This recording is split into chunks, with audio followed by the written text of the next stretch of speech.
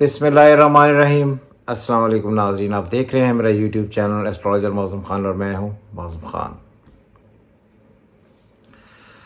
आपने मेरी पिछली वीडियोस देखी होंगी तो मैंने ये कहा था कि जो इलेक्शंस के लिए दिन चुने गए हैं ये दिन अच्छे नहीं हैं। इलेक्शंस के लिए अच्छे नहीं क्योंकि मून की पोजीशन भी बहुत अच्छी नहीं है, सन भी बहुत अच्छा नहीं बैठा हुआ और बाकी भी प्लैनेट्स बहुत अच्छे नहीं हैं, जिसकी वजह से अगर आप देखें हमने इलेक्शन करवा लिया और करवाने के बाद हम कन्फ्यूजन में पड़ गए और अभी तक हमारा सिस्टम बैठा हुआ है और हमें समझ ही नहीं आ रही कि हम किस तरफ जा रहे हैं।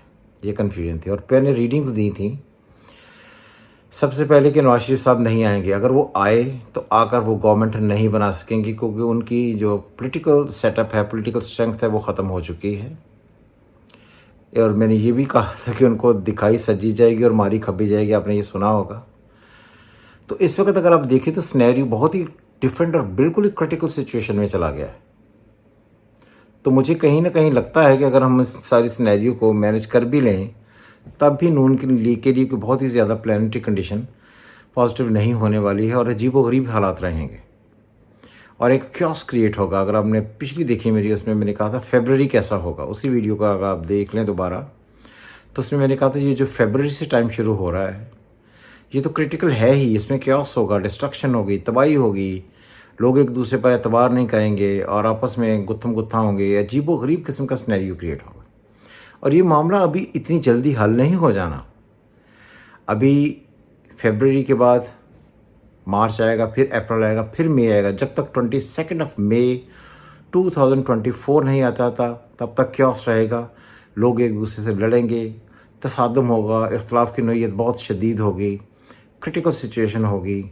कहीं भी आपको ये नहीं लगेगा कि इलेक्शन हुआ और जो हुआ उसके जो रिज़ल्ट्स हैं वो साफ़ी के सारे कंफ्यूज रहेंगे। और मैंने बार बार ये कहा था कि नवाज शरीफ साहब को वो इक़्तिदार जिसके लिए उन्होंने इतना सफ़र किया और वो इवन फील्ड से उठकर लाहौर आए, ये पॉसिबल नहीं है। ये उनकी प्लानिटरी कंडीशन है, यही हमने चार्ट में पढ़ा था। तो अगर आप देखिए इस वक्त जो कंडीशंस हैं, मोस्टली हर तरफ से नून लीग जो है उनके मेजर जो लोग हैं वो तकरीबन हार रहे हैं और एक अजीबोगरीबी सिनेरियो उनके लिए क्रिएट हो रहा है।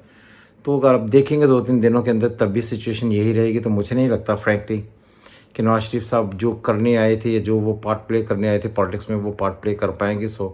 इसलिए मुझे लगता है कि बड़ा डिफ़िकल्ट सिनेरियो होगा। इसी तरह ज़िंदगी चलती है, कभी आगे और कभी पीछे। जो आप प्लान करते हैं ये ज़रूरी नहीं है कि वो प्लान आपका हर दफ़ा ही कामयाब हो।